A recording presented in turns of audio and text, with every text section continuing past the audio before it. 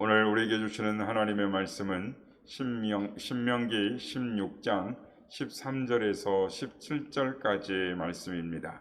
신명기서 16장 13절에서 17절까지의 말씀을 교독하시고 마지막 절은 함께 합독하시도록 하겠습니다. 너희 타작마당과 포도주 틀에 소출을 거두어 들인 후에 이래 동안 초막절을 지킬 것이요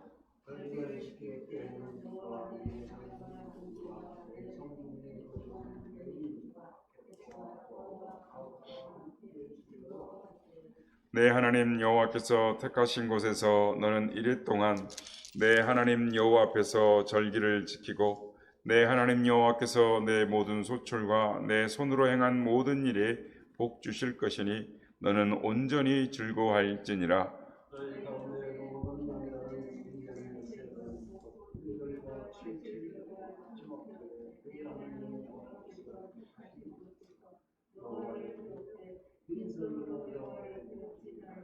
다 같이요. 각 사람이 내 하나님 여호와께서 주신 복을 따라 그 힘대로 드릴지니라.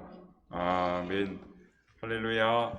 오늘도 우리 예배 가운데 함께 하신 주님을 찬양합니다. 그리고 오늘도 유튜브로 또 현장으로 새벽을 깨워 기도의 향연으로 하나님 앞에 예배드리는 모든 성도님들께 하나님의 은혜와 평강이 함께 하시길 기원드립니다. 오늘의 본문은 이스라엘의 새 절기 유월절과 7절과 초막절에 관한 내용입니다.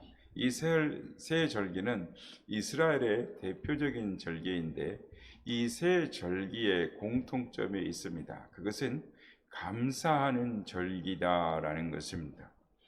하나님을 모르는 우리나라 사람들 중에 모든 복을 이 조상의 은덕이다라고 생각하고 조상에게 제사를 지내지만 이스라엘 백성들은 이 모든 은혜가 하나님께서 주신 것이다라고 하나님 앞에 예배, 감사의 제사를 드렸습니다. 오늘 이 시간에는 이 감사에 대해 묵상함으로 은혜를 받고자 합니다. 구약 성경을 보면 특별히 믿음의 사람들, 믿음이 좋은 사람들은 항상 하나님 앞에 감사와 번제의 제사를 드렸습니다. 그러나 이스라엘 백성들이 타락했을 때는 하나님의 말씀을 잊고 또한 제사를 지키지 않았습니다. 사람은 타락한 사람일수록 은혜를 모르고 감사할 줄을 모릅니다. 자녀들 중에 늘 부모의 애간장을 태우면서 나한테 해준 것이 뭐가 있어 하면서 부모에게 반항하는 자녀들이 있습니다. 그러나 생각해보면 어머니가 아이를 갖고 10달 동안 아이를 조심하면서 키우다가 해산의 고통을 치르고 아이를 낳습니다. 젖을 먹이고 마른 자리, 진자리 갈아 키우고 부모의 희생 속에서 아이를 키웁니다. 그런데 자녀는 그것도 모르고 부모의 가슴에 대못을 박는 이 철없는 자식들이 있습니다.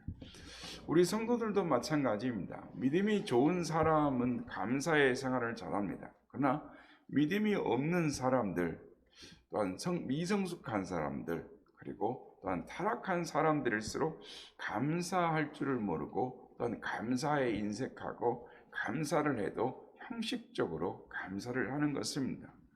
우리가 사는 세상은 점점 감사를 모르는 세상이 되어가고 있습니다. 왜냐하면 세상이 그만큼 악해지고 또한 타락한 시대가 되었기 때문입니다. 그런데 우리는 모든 일이 잘 되면 감사할 것 같지만 사실은 그렇지 않습니다. 깨달음이 없는 사람에게는 감사가 없습니다. 받은 은혜를 깨달은 사람이 감사를 하는 것입니다. 따라서 깨달음이 얼마나 중요한지 모르는 것입니다. 우리가 살다 보면 원망과 불평이 나올 때가 있습니다. 그런데 곰곰이 생각해 보면 감사할 것이 참 많습니다. 예를 들어 이렇게 겨울에 집에 난방비가 많이 나온다라는 것은 겨울을 따뜻하게 보내고 있다라는 것입니다. 쓸고 닦고 청소해야 할 것이 많다라고 하면 내가 사는 집이 공간이 그래도 어느 정도는 넓은 공간에 살고 있다라는 것을 우리는 반증하는 증거라고 할 수 있는 것입니다. 그러므로 사람은 깨닫는 만큼 감사하게 되어 있습니다. 그러므로 하나님의 은혜를 깨닫는 사람, 하나님께 감사하는 사람일수록 그 성도는 성숙하고 건강한 성도다라고 할 수 있습니다. 마틴 루터는 기독교인과 비기독교인을 구별하는 결정적인 기준은 하나님께 감사할 줄 아느냐 모르냐에 달려있다라고 말을 합니다. 여러분, 우리의 삶을 돌이켜 보시기 바랍니다. 우리의 입술에 감사가 있습니까? 우리의 마음에 감사가 있습니까? 하나님의 은혜에 늘 감사하고 하나님이 우리에게 주신 그 사랑에 감사하는 마음으로 살아가고 있는지, 아니면 우리가 우리의 받은 것, 우리가 가진 것에 감사하는 삶을 살고 있는지 우리 자신을 돌이켜 봐야 되는 것입니다. 우리가 모든 사람에게 감사해야 하지만 특별히 하나님께 감사하는 것이 얼마나 중요한지 모릅니다. 우리가 받은 것이 하나님의 은혜가 아닌 것이 없습니다. 어린이의 동화 중에 이런 이야기가 있습니다. 어느 나라에 희귀한 것들만 좋아하는 왕이 있었습니다. 어느 날 임금이 가장 맛있게 한 요리를 먹으면서 감탄하면서 이제껏 먹어본 요리 중에 가장 맛있는 요리다. 요리사를 불러라.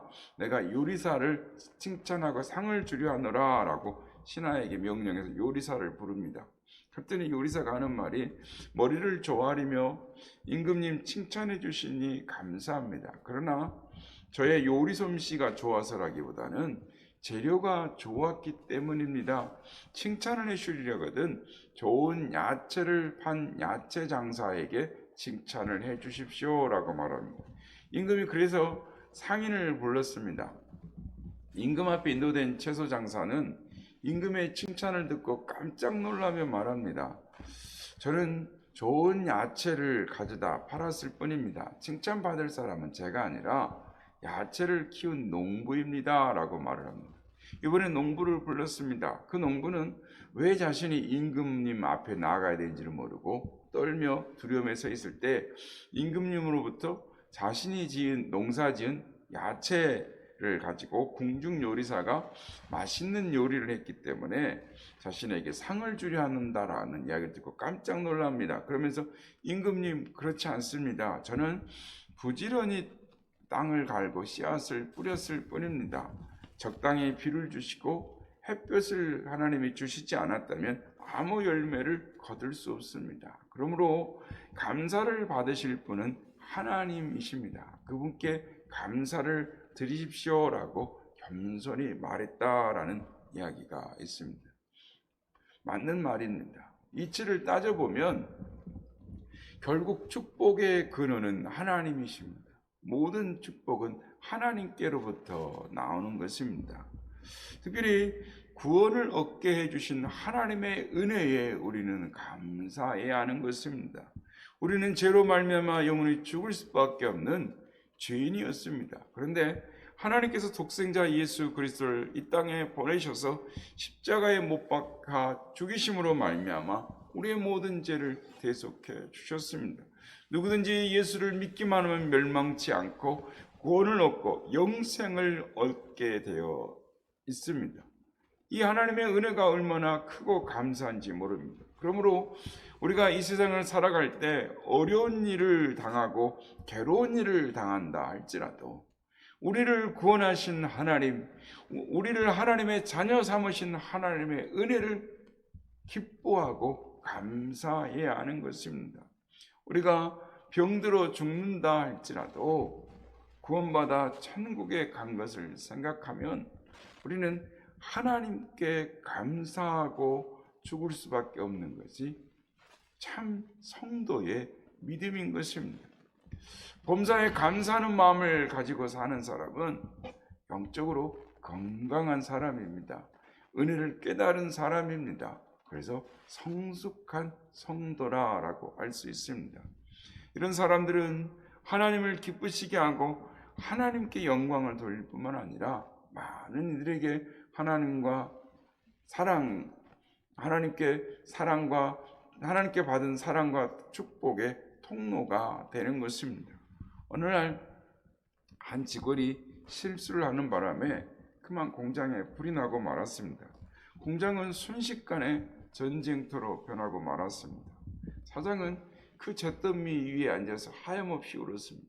그런데 그 아내가 그 공장에 왔다 그 남편을 보고 울고 있는 남편을 보고 어찌할 줄을 모릅니다. 그 길로 교회에 달려갔습니다. 그리고 강대상 앞에 엎드려서 눈물로 기도합니다.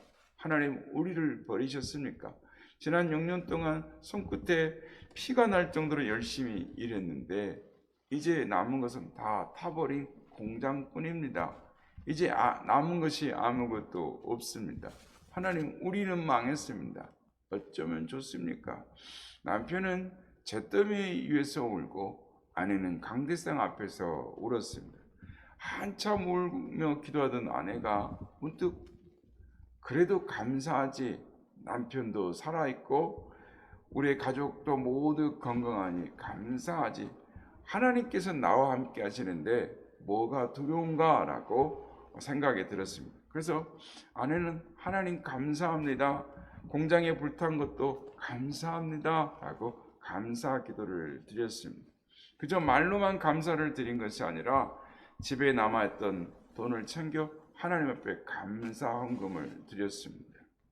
공장이 불탔다는 소식이 퍼지자 교회 성도들과 친지와 주위 분들이 여기저기 모아서 모금을 해줘서 다시 공장을 크게 짓게 되었습니다. 남편도 교회에 출석하면서 집사가 되었고 새 공장이 사업이 잘 돼서 직원이 수백 명에 이르는 큰 공장으로 성장하게 되었습니다. 이 부부가 하나님께 받은 축복을 무엇으로 갚을까 고민하다가 차량 봉사를 결정하게 됐습니다. 그래서 봉고를 승합차를 구입하고 매 예배 시간마다 교인들을 기쁨으로 태우고 다닙니다. 그에 하나님께서 축복해 주셔서 좋은 집도 장만하고 공장도 날로 번창합니다. 그래서 우리가 아는 가구사 중에 하나가 이 삼양 가구라는 가구가 있습니다. 그 가구사의 이 권사님과 장로님의 이야기인 것입니다. 성도 여러분, 이 부부는 감사를 통해 하나님의 축복을 더욱 넘치게 받게 된 것입니다. 위기에 빠졌을 때 슬퍼하고 절망한다면, 원망만 하고 있다면 우리의 인생은 비참하게 될 것입니다. 그러나 울어도 하나님 앞에 나와 울고 몸부림치며 하나님 앞에 기도할 때 은혜를 받고 감사함으로 믿음으로 간구하면 하나님의 놀라운 은혜와 축복을 받게 되는 것입니다. 매튜 헨리 목사님은 감사는 산수에서 더하기와 같아서 모든 것에 감사하면 거기에 하나님의 축복이 더해진다라고 말합니다. 어떤 일이 있든지 어디서든지 감사하면 그것이 플러스가 되어 축복이 주어진다. 그러나 원망과 불평은 빼기와 같아서 모든 것이 사라진다라고 말을 합니다. 그렇습니다. 감사하는 사람은 더욱 감사한 삶을 하고 풍족한 삶을 살게 되지만 원망과 불평을 잃는 사람들은 더 없어지고 빼앗겨서 결국은 불행한 삶을 살게 되는 것입니다. 여러분, 감사는 수증기와 같습니다. 뜨거운 태양 광선에 수증기가 하늘로 올라가듯이 하늘의 수증기가 계속 쌓이고 그것이 모여 무거워지면 비가 내리는 것처럼 우리가 평소에 크든 작든 하나님께 감사하고 또한 매일 감사할 때마다 그것이 하나님 앞에 올라가 복된 축복의 장마비로 변하게 될 줄로 믿습니다. 성도 여러분, 감사하는 마음을 가지고 살면 행복한 것입니다. 하나님께 대해서도 부모님에 대해서도 가족에 대해서도 또한 우리의 주위의 사람들에 대해서도 우리가 먹고 입고 쓰는 모든 것들에 대해서도 수고와 노력이 있습니다. 그 많은 사람들의 것들을 대해서 감사하게 될 때 우리는 행복한 사람이 될 뿐만 아니라 하나님께서 우리에게 놀라운 축복의 단비를 허락해 주시는 것입니다. 성도 여러분, 감사하는 삶을 살아가시는 여러분들이 되시길 바랍니다. 우리가 평소에 크든 작든 하나님 앞에 감사하며 살아갈 때 감사한 자를 통하여 하나님의 감사의 제목들을 더 풍성히 부어주시고 그 사람들을 통하여 감사와 축복의 통로로 사용하여 주실 줄로 믿습니다. 올 한 해가 지난 연말이 되었습니다. 올 한 해를 돌이켜보면서 우리에게 베풀어 주신 하나님의 은혜, 그 은혜 앞에 더욱더 깨닫고 감사로 하나님 앞에 예배함으로 말미암아 올 한 해를 하나님의 감사의 열매로 나아갈 뿐만 아니라 새해에도 주께서 부어주시는 풍성한 은혜를 기대하며 소망 중에 나아가시는 우리 모두가 다 되시기를 예수님의 이름으로 축복합니다.